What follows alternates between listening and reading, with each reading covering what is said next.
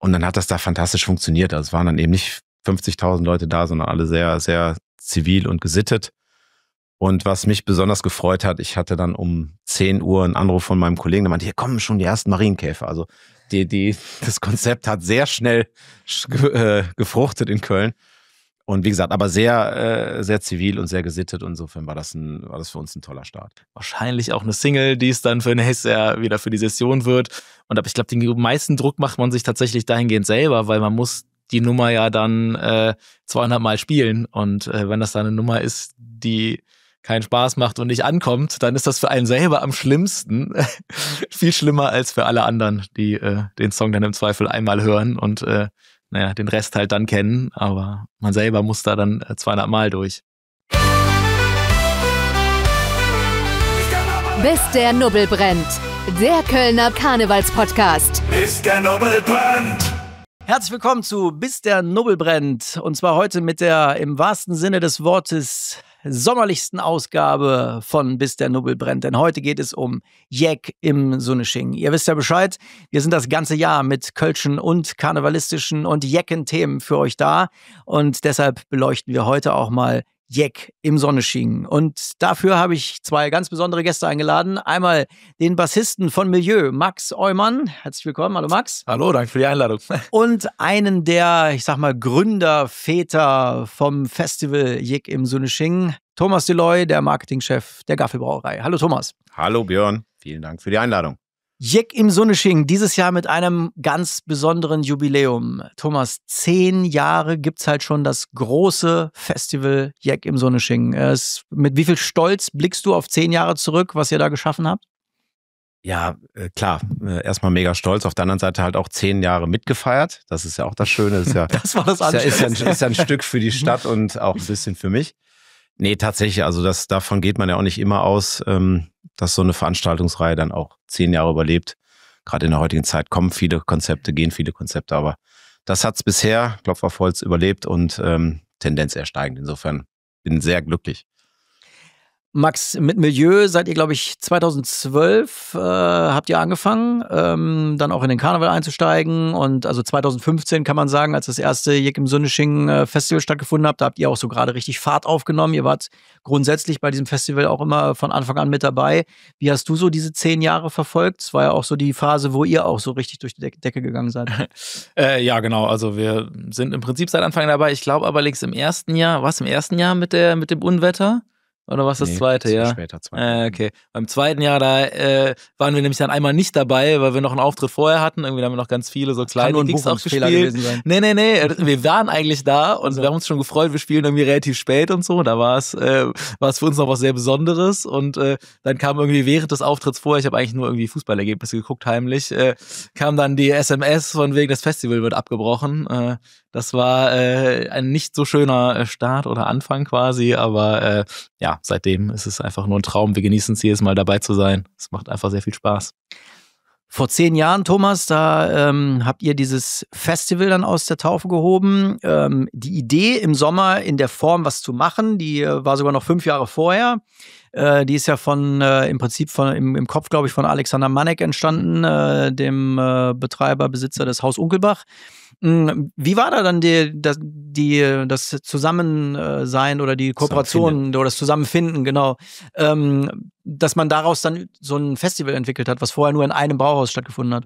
Genau, also der Alex hat es letztens nochmal erzählt, dass er in 2010 war es, mal nach draußen geguckt hat zu Karneval und die Mädchen in ihren kleinen Röcken gefroren haben. Dann meinte er, ich muss irgendwas im Sommer machen. Also es geht in Köln ja sowieso, sich im Sommer zu verkleiden. Also 2010 die Premiere. Anfangs mit 30 Leuten, wie es so ist, danach mit 300 und so hat sich das dann hoch entwickelt. Und wir haben das natürlich verfolgt, wenn in Köln was passiert, wenn in Köln gefeiert wird, wenn sich da Menschen zusammenfinden, dann ist das natürlich für uns als Brauerei auch immer ein Thema, was wir beobachten. Und dann sind wir mit dem Alex essen gegangen, haben gesagt, das ist eigentlich viel zu schade, dass es nur in einer Kneipe stattfindet. Lass uns das doch mal gemeinsam angehen und das eben ganz vielen Kneipen anbieten. Und man muss ein bisschen unterscheiden. Wir haben im ersten Jahr ja quasi nur Kneipen Jeck im Sunnesching gefeiert, mit einem größeren zentralen Punkt am Aachener Weiher. Kann ich gleich gerne mal erzählen. Das war nichts für meine schwachen Nerven. So, und dann im zweiten Jahr dann das große Festival eben auch im Jugendpark. Aber das war so das Thema, wo wir gesagt haben, da entwickelt sich was, da sind wir am Puls der Zeit. Und der Alex fand es natürlich auch gut, dass sich das dann eben, dass wir das Thema gemeinsam dann größer gemacht haben. Und weil du auch zu der fröstelnden, sensiblen Fraktion gehörst, hast du auch gesagt, ich möchte im Sommer mal irgendwas Jeckes machen, ja? Ich bin immer im Kostüm von Baywatch gegangen, insofern. Nee, aber genau so, das war einfach das Need, ne, dass man sagt, okay, in Köln verkleidet man sich das ganze Jahr, warum soll man dann das nicht auch im Sommer machen mit einem Festival drumherum, ja. Ich will jetzt gar nicht zu sehr dann auf die problematischen Anfänge eingehen, aber da du es jetzt selber gerade angesprochen hast, das war ja schon auch am Aachener Weiher was Größeres geplant, aber das wurde dann relativ schnell dann, glaube ich, von der Stadt einkassiert, ne? Ja, also wir haben das halt ausgerufen und haben dann unsere befreundeten Partner, Bands auch gebeten oder eingeladen, dort zu spielen. In der Spitze eben Brings und Casalla und 2015 war ja Facebook noch ein größeres Thema und die Einladung ist dann rasant gewachsen und so wurde ich dann vorgeladen von Polizei, Ordnungsamt, Samariter und so weiter. Ich saß in einer sehr großen Runde und wurde dann gefragt, ja, hey Leute, wie machen wir es denn jetzt, wenn da, wie viel kommen da, 500 oder 5000? Ich so, ja, wissen wir nicht, das ist das erste Mal. Vorgeladen. Und vorgeladen, das war wirklich so ein bisschen vorgeladen. Nein, wirklich in einer sehr, sehr freundschaftlichen und konstruktiven Atmosphäre. Ja, aber wenn da 5000 kommen, dann müssen sie die Aachener Straße absperren. Und da sah ich mich schon Drängelgitter schleppen. Und dann haben wir Brings Casalla ausgeladen, tatsächlich aufgrund der Problematik. Und was ich wirklich sehr, sehr charmant und schön fand, der Stefan Brings ist dann noch gekommen, hat in einer Single-Version quasi da gespielt, weil sie eben angekündigt waren. Und dann hat das da fantastisch funktioniert. Also es waren dann eben nicht 50.000 Leute da, sondern alle sehr, sehr zivil und gesittet. Und was mich besonders gefreut hat, ich hatte dann um 10 Uhr einen Anruf von meinem Kollegen, der meinte, hier kommen schon die ersten Marienkäfer. Also das Konzept hat sehr schnell gefruchtet in Köln. Und wie gesagt, aber sehr, sehr zivil und sehr gesittet. Insofern war das für uns ein toller Start. Werbung. So richtig Karneval feiern lässt sich am besten sorgenfrei, wenn man weiß, dass sich jemand um die Finanzen kümmert, dem man wirklich vertrauen kann. Die Finanzkanzlei Stefan Hirz ist alles andere als gewöhnlich und das werdet ihr schnell merken. Seit über 33 Jahren stehen hier Werte, Liebe zum Detail und echte Leidenschaft für Menschen im Mittelpunkt. Ob es um Vermögensaufbau, Absicherung oder maßgeschneiderte Konzepte für anspruchsvolle Lebensphasen geht. Die kleine, aber feine Kanzlei aus erfahrenen Spezialisten findet auch in bewegten Zeiten die passenden Lösungen. Immer flexibel, immer mit Weitblick. Mehr Infos gibt's auf www.swisslife-select.de/Stefan-Hirz. Swiss Life Select Finanzkanzlei Stefan Hirz, damit ihr euch ganz dem Leben widmen könnt, auch im Karneval. Gerade an dich, Max, die Frage, oder ganz bewusst an dich aus Bandsicht. Es gab ja dann auch immer schnell natürlich die Diskussion, Karneval gibt's halt nun mal nur vom 11.11. bis Aschermittwoch. Soweit ja auch vollkommen klar, was dann Medien draus machen und dann vielleicht irgendwie Sommerkarneval drüber schreiben, erstmal jetzt egal. Aber wie habt ihr so eine Diskussion verfolgt oder seid ihr einfach froh, weil es ja auch eher einfach ein kölsches Festival ist und keine Karnevalsveranstaltung im Sommer, dass einfach dieses Festival als weitere Möglichkeit für euch auch für Auftritte gegeben wurde? Also, ich meine, wir verstehen uns ja einfach auch grundsätzlich als kölsche Band, die natürlich auch im Karneval spielt und auch viel im Karneval spielt. Aber wir spielen ja das ganze Jahr über Auftritte und das war auch wenn wir da noch relativ unbekannt waren, auch bevor es Jack im Sonneschingen gab, war das schon so, dass wir auch im Sommer gespielt haben.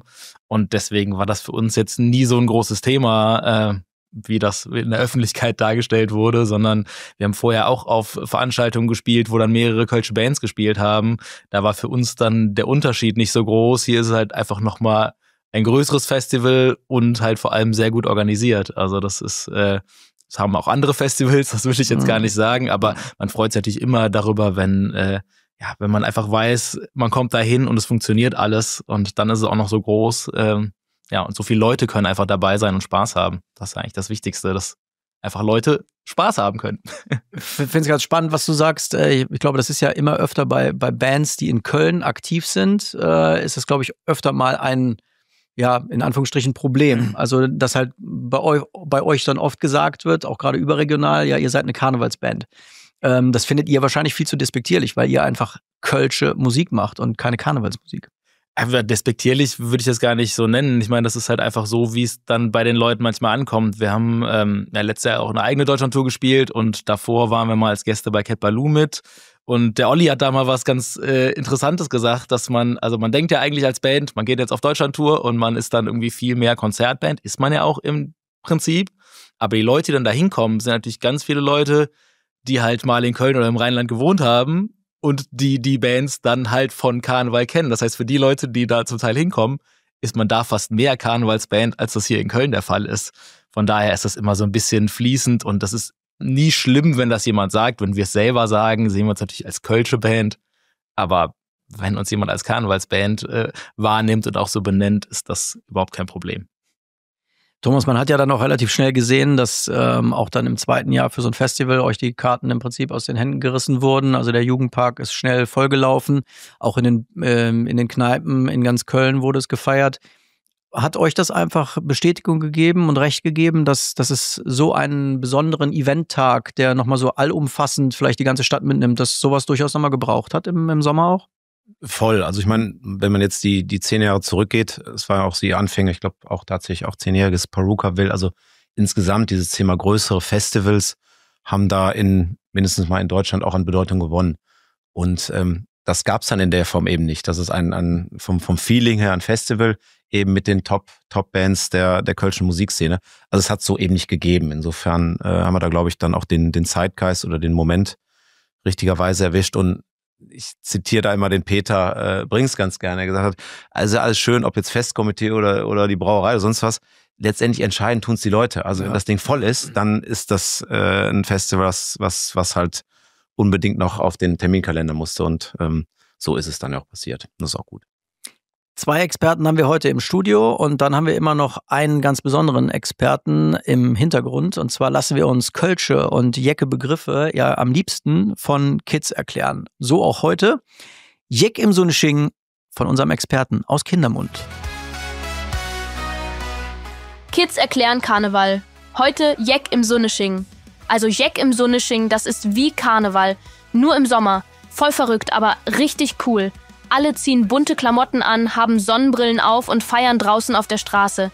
Es gibt Musik, Kölsch, für die Erwachsenen und ganz viele lachen und tanzen einfach mit.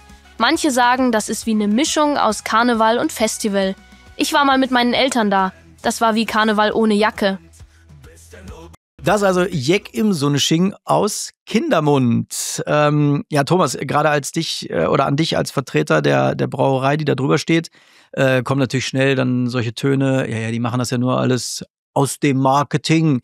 Klar, das ist für euch auch Marketinggründe, aber man kann es auch mal umdrehen und positiv betrachten. Also wenn alle nur die Hände in den Schoß legen, passiert halt nichts. Also es ist ja auch wichtig, egal ob jetzt Brauerei oder sonst wer, dass Leute was anpacken und machen.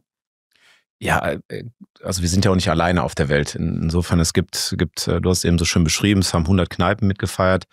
Beim Festival arbeiten eine Menge Menschen, um die Technik, um den Sound, um Bühne und so weiter aufzubauen. Und letztendlich sind halt 10.000 Leute da, die sagen, wir hatten einfach einen guten Moment, wir hatten heute einen guten Tag, wir hatten eine gute Zeit und insofern, klar, unsere Mission ist Bier zu verkaufen, das tun wir auch da.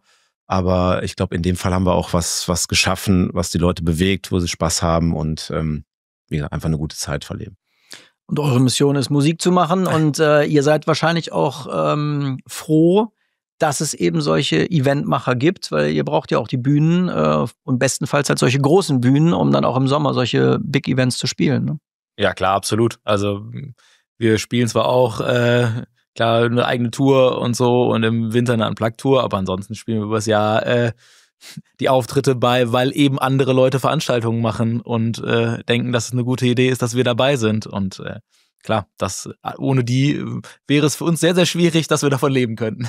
Wie findest du speziell solche Auftritte dann auf diesen Sommerfestivals? Sonne, große Bühnen, ja, einfach ein anderes Flair natürlich nochmal als Sitzungskarneval. Wie kommt das bei euch an, solche Sommerfestivals?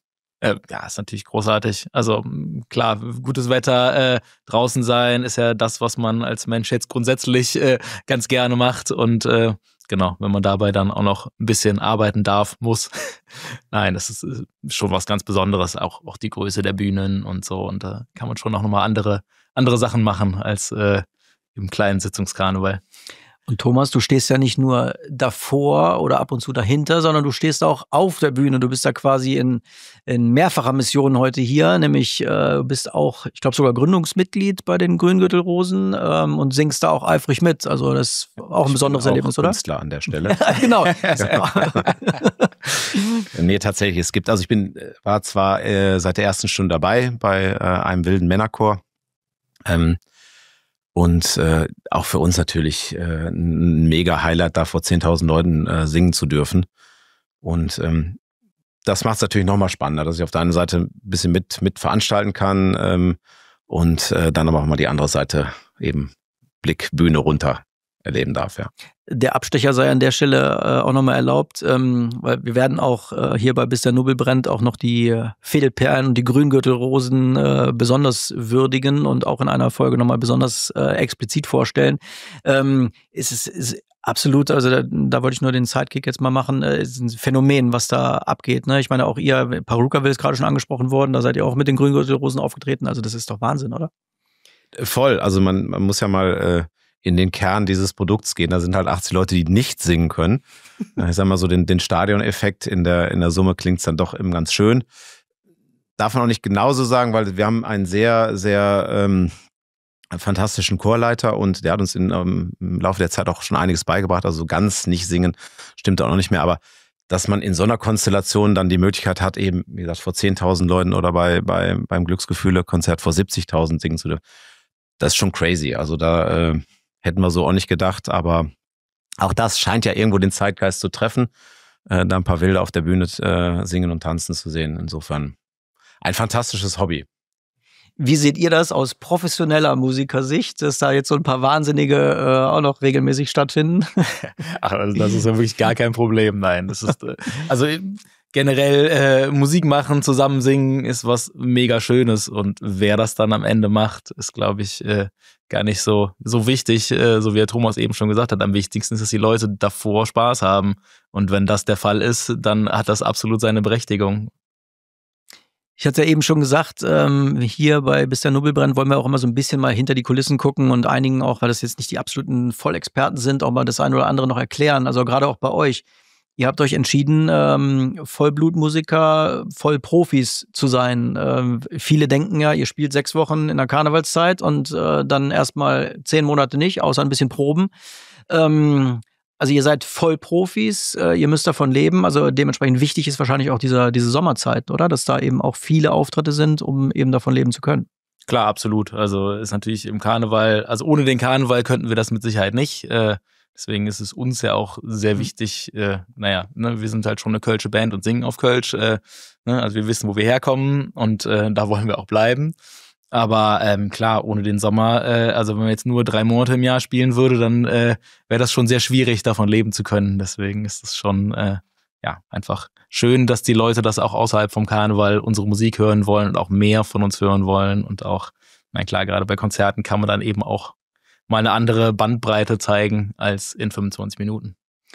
Was gefällt dir denn dann besser oder hat beides halt seinen Reiz? Ist es diese 6, 7, 8 bis 10 Auftritte an einem Tag im Winter, in der Karnevalszeit oder eben eher so dieses Konzertfeeling im Sommer?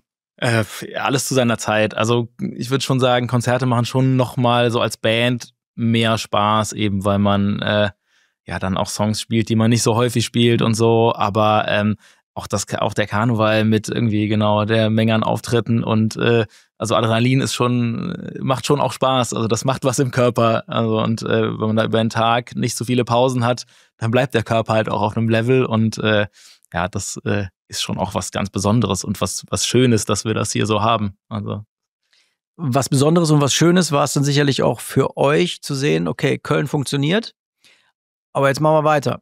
Dann seid ihr ja auch recht zeitnah nach Bonn gegangen und habt da ja sogar in den Rheinauen ja eigentlich sogar ein noch größeres Gelände, ein noch größeres Festival bespielt.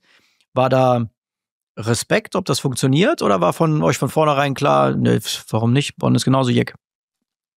Man weiß ja nie vorher. Insofern da auch mit der nötigen Akribie und an erster Stelle steht halt auch immer, das Paket muss vernünftig sein. Also ist die Technik gut, ist die Bühne gut, sind die Bands die richtigen? Und tatsächlich hatten wir ein sehr gutes Gefühl, weil wir wussten, Köln ist immer relativ schnell ausverkauft. Und wir wissen von vielen Gästen, die dann gesagt haben, okay, Köln leider keine Karte bekommen. Ich kriege das gleiche Paket ja auch nochmal 20 Kilometer weiter. Insofern war das auch immer ein bisschen mit Ansage, dass Bonn da gut funktioniert. Bonn natürlich nochmal in der Größe der Rheinaue nochmal beeindruckender, breiter, größer. Für mich, weil wir eben auch aus Köln kommen, also da angefangen sind, ist der Jugendpark halt irgendwie das Nonplusultra, weil es direkt am Wasser, alter Baumbestand, das hat schon wirklich so richtiges, schönes Open-Air-Feeling. Aber wie gesagt, Bonn hat dann ja auch relativ schnell auch vernünftig funktioniert, ja. Und jetzt geht's dieses Jahr noch einen Schritt weiter. Also jetzt kommt die nächste Stadt dazu. Aachen habt ihr euch für entschieden. Und wenn ich es richtig verfolgt habe, ist schon ausverkauft. Also das war ja ein absoluter Treffer. Also Aachen tatsächlich, da klar gucken wir natürlich in erster Linie nach Städten oder wenn wir uns breiter machen wollen, wo wird auch Karneval gefeiert, welche Städte sind noch Jeck? Und scheinbar auch nach Städten, die Bürgermeisterinnen haben. die Klammer von Köln, Bonn und Aachen. Und dann fiel im Aachen auf, beziehungsweise da sind wir angesprochen worden vom AKV, dem Aachener Karnevalsverein, der die Idee fantastisch fand und wirklich sehr, sehr kooperativ und mit einer hohen Energie das Thema in Aachen vorangetrieben haben. Und wir sind am CHIO-Gelände mit einer Kapazität von gut 12.000 Besuchern und sind Stand heute ausverkauft. Also dass das so schnell geht, hätten wir nicht gedacht. Auch da zeigt sich, dass das Gesamtpaket scheint irgendwie zu funktionieren und auch in Aachen, ja. Und dann sogar noch über die Grenze hinaus. Auch da seid ihr im Line-Up mit dabei. Jetzt geht's auch noch zu einem kleinen Satellitenspot nach Belgien. Ist das für euch auch Neuland, oder?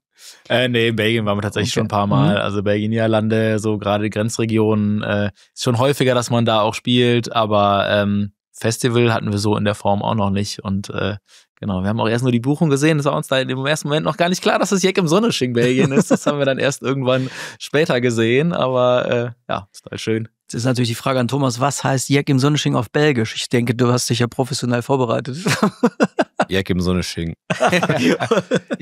Tatsächlich, also auch die Anfrage, die fiel so ein bisschen uns vor die Füße, weil der Veranstalter hat uns angerufen und hat gesagt, wir schielen schon seit längerer Zeit nach Köln, haben das gesehen, würden gern hier auch ein Festival unter der Klammer veranstalten. Und das ist super für uns, weil tatsächlich, da wird es dann auch aus Brauereisicht irgendwie ganz spannend, weil Belgien jetzt nicht unsere erste Anlaufstation ist. Aber über den Veranstalter und die Logistik sind wir tatsächlich auch schon im vergangenen Karneval mit ein paar Petermännchen vor Ort gewesen. Also wer weiß, vielleicht ist das jetzt so der Kickoff für einen breiteren Kölsch-Ausschank in Belgien. Und dann habt ihr auch die Pens nicht vergessen. Nicht jetzt erst das erste Mal dieses Jahr im Jubiläumsjahr, sondern seit letztem Herbst, da war die Kickoff-Veranstaltung. Also auch ein Familien- und Kinderfestival funktioniert. Ja, kann ich nicht zu sagen, weil ich ja bei der Brauerei bin. Nee, also tatsächlich ein Thema, was ich wirklich fantastisch finde, dass das so funktioniert hat. Wenn man ehrlich ist, wir haben immer im Jugendpark nach einem Programm für den zweiten Tag gesucht. Also wir bauen relativ viel Equipment und so weiter auf an dem Samstag.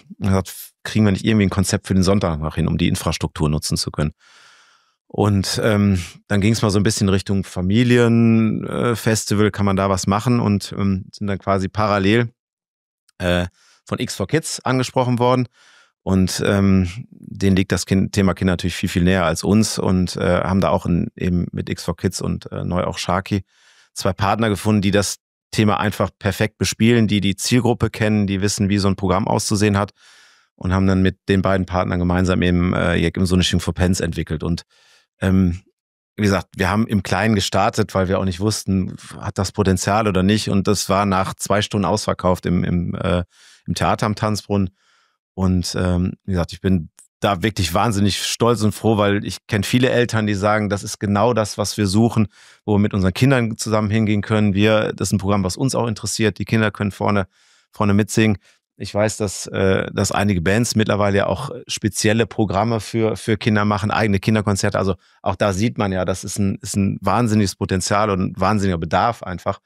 Und dass wir den eben unter der Klammer Jeck im Sonnesching veranstalten können, fassen können, finde ich großartig.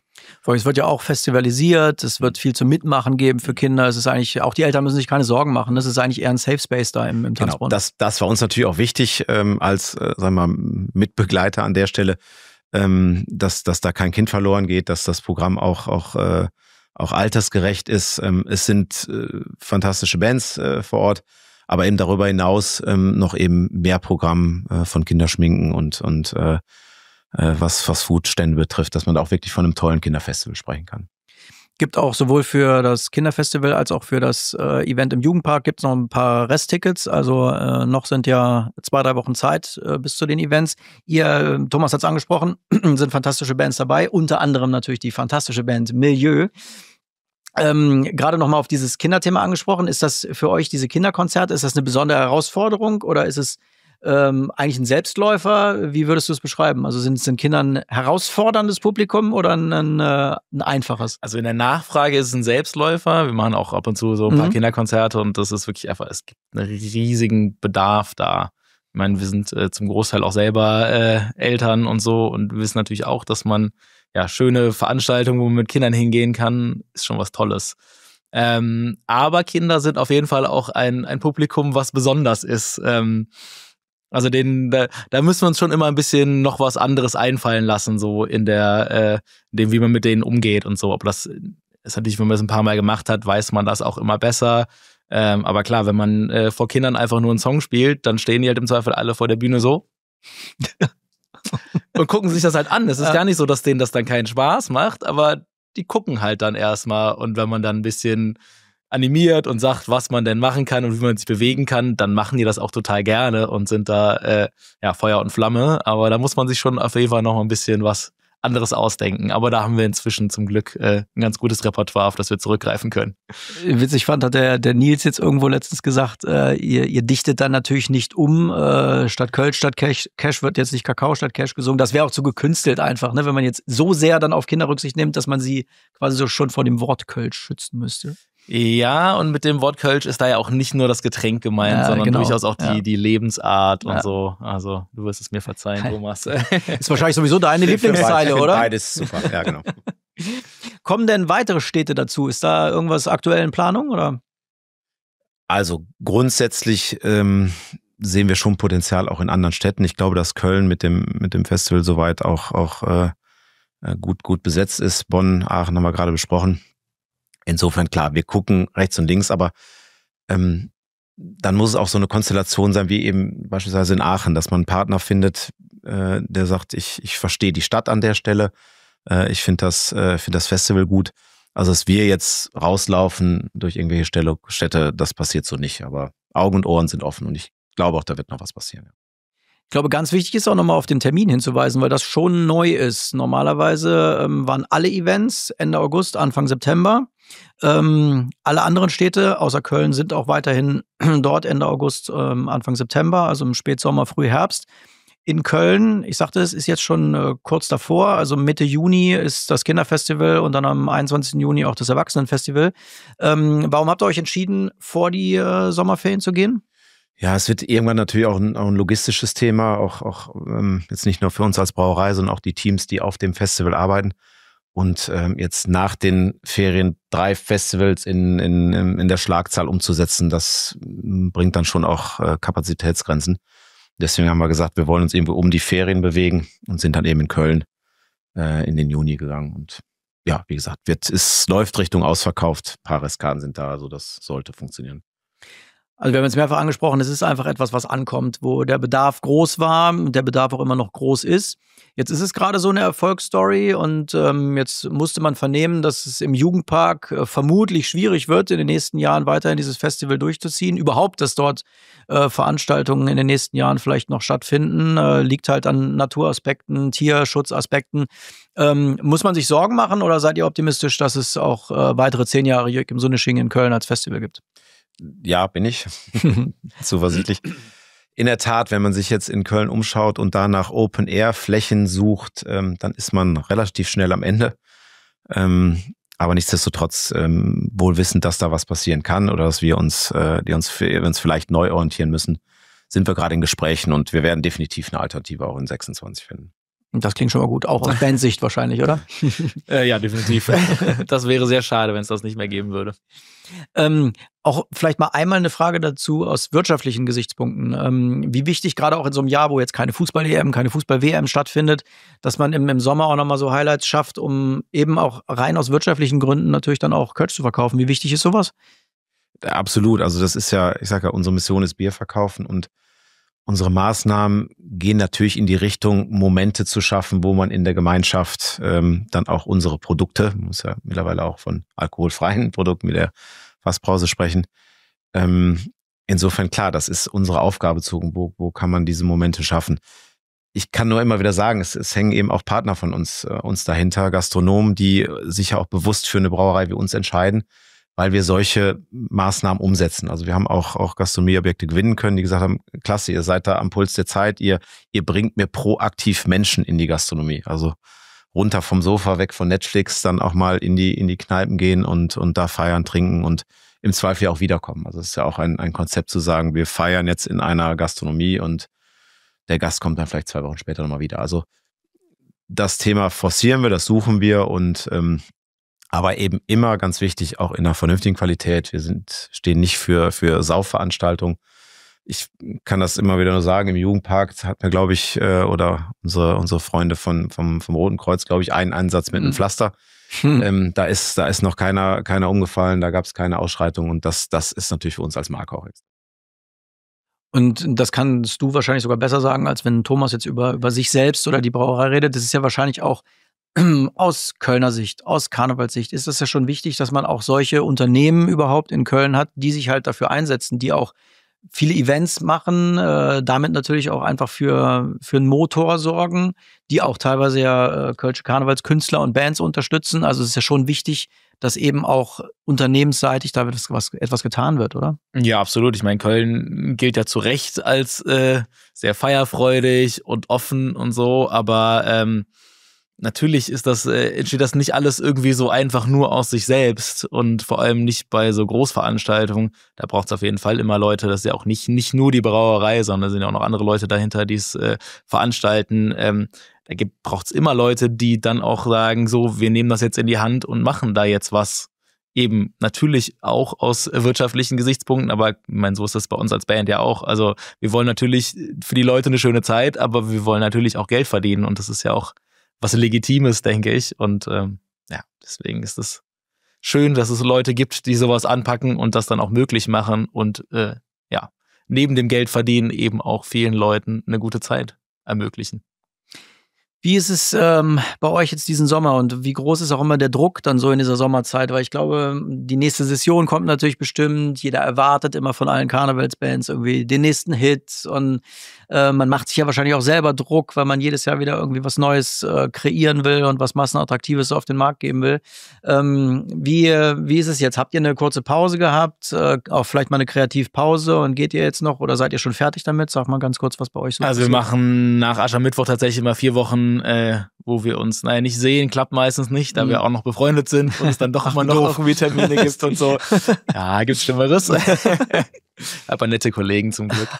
Genau, da machen wir schon so, aber dass wir zumindest 4 Wochen lang wirklich uns nicht im Proberaum sehen, keine Musik zusammen machen. Genau, ist jetzt aber auch schon wieder ein bisschen her und sind gerade schon wieder total fleißig. Wir machen dieses Jahr ein neues Album, kommt im Oktober raus. Das heißt, wir müssen gerade noch viel schreiben, neue Sachen ausprobieren, aufnehmen. Also da wird es definitiv nicht langweilig, aber wir haben schon sehr viel gutes Material und wahrscheinlich auch eine Single, die es dann für nächstes Jahr wieder für die Session wird.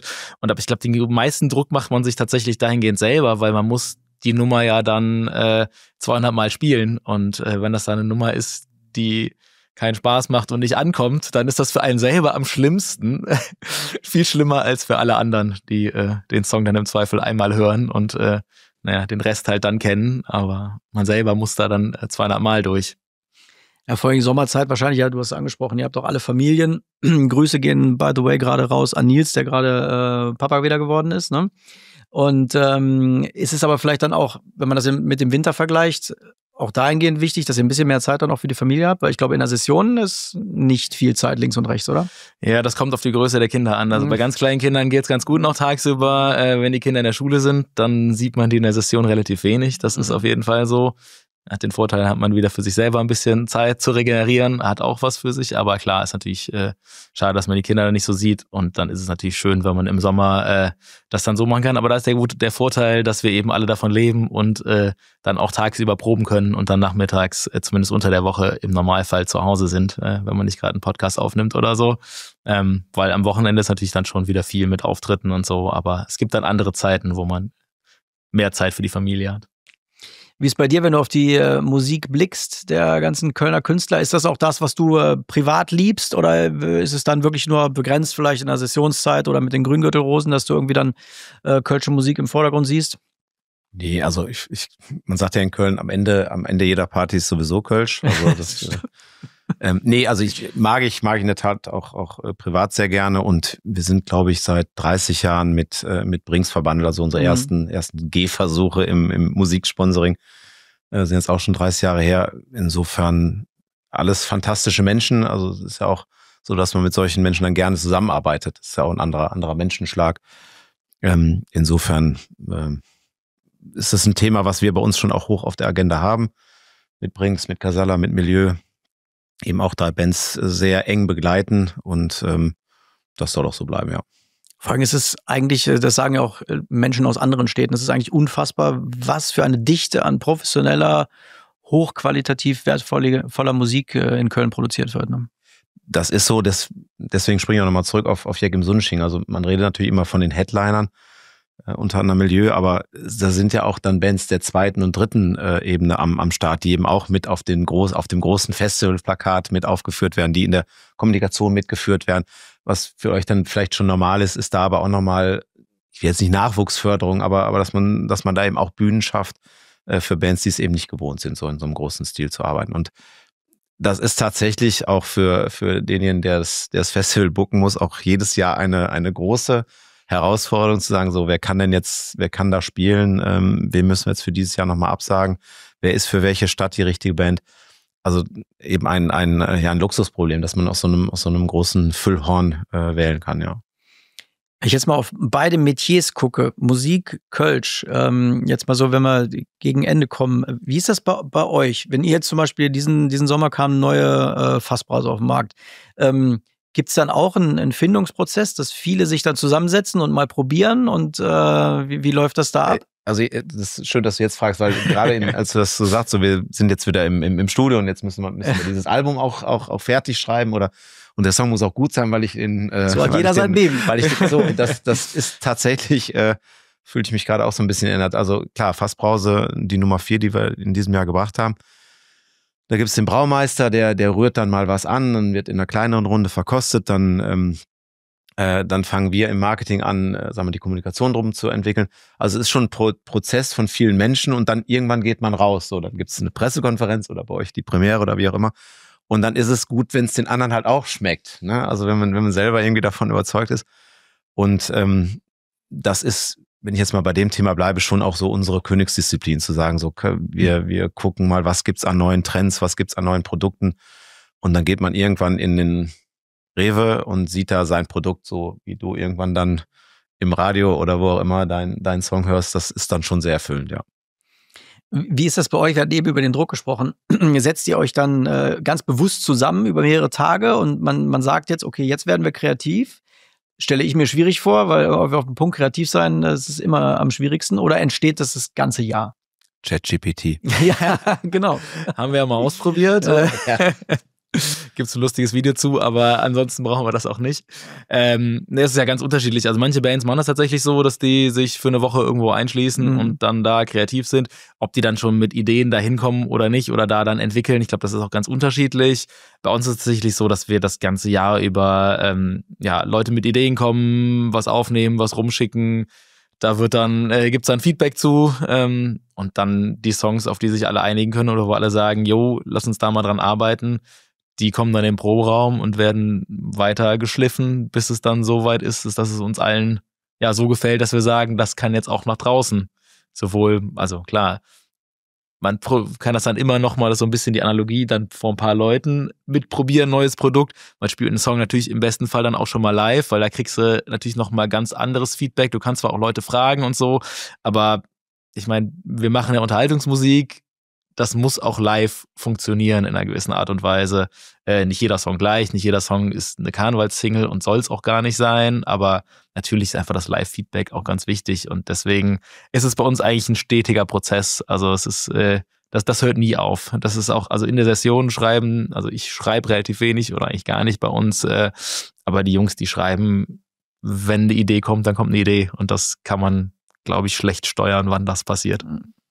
Ich meine, es war immer dein Traum, auf der Bühne zu stehen, aber ist es manchmal schade, dass man nicht auch bei einer Sitzung irgendwie auch mal irgendwie unten im Saal sitzen kann und mitfeiern? Das geht bei dir wahrscheinlich gar nicht. Nee, tatsächlich, also genau, wir spielen immer nur bis Karnevalssonntag ab, dann ist tatsächlich auch so, dass wir selber auch mal feiern, weil, also wir sind alle mit Karneval groß geworden, feiern alle gerne Karneval und das wollen wir dann auch zum Teil noch und eben auch dann mit Familie und Freunden. Bei mir ist aber dann tatsächlich eher Kneipenkarneval als die Sitzung und also mich würde eher das Festival von unten reizen als die Sitzung. Rosenmontag wart ihr auch schon mal mit dabei, auf dem Festkomiteewagen, glaube ich. Ja, ne? zweimal sogar schon, ja. Zweimal und du, Thomas, bist auch, weiß ich, ob schon mitgefahren, aber mitgegangen, auch mit den Grüngürtelrosen dieses Jahr. Das ist wahrscheinlich auch ein Highlight, oder? Ich bin das erste Jahr mitgefahren. Komme ich aufs Jahr nicht. Das war das Jahr, als in Düsseldorf abgesagt wurde, als der Sturm. Das war auch unser erstes Jahr. Ja, das war so, krass, jetzt darfst du einmal mitfahren und es wird wahrscheinlich abgesagt. Und wir schlichen dann, okay, es kann stattfinden, wir schlichen dann mit unseren Regenponchos auf den Wagen und in der Sekunde zog ja der Himmel auf. Also das weiß ich nicht, kann ich immer noch nicht in Worte fassen. Und dann das erste Mal quasi unerwartet mitzufahren war sensationell. Also Königstag. Und das zweite Mal sind wir mitgegangen, also dann auch nochmal anders. Also ein bisschen. Ihr habt ja mit den Grüngürtelrosen auch eröffnet, ne? Wir haben eröffnet, genau, haben gesungen zum Start und sind dann mitgelaufen. Und also Rosenmontagszug ist schon was sehr, sehr Feines. Es gibt auf jeden Fall eine Menge Highlights in Köln. Eins haben wir heute mal wieder ein bisschen genauer beleuchtet.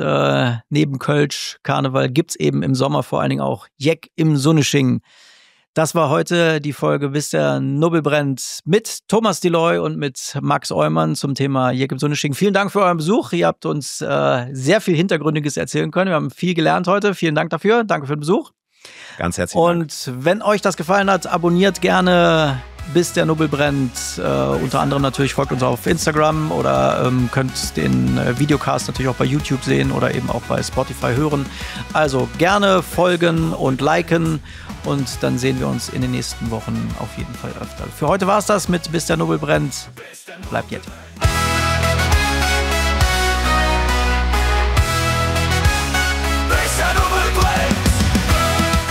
Bis der Nubbel brennt ist eine Produktion von Goodwill Run und der Streaming Factory. Redaktion Alexander Haubrichs, Host Björn Lindert.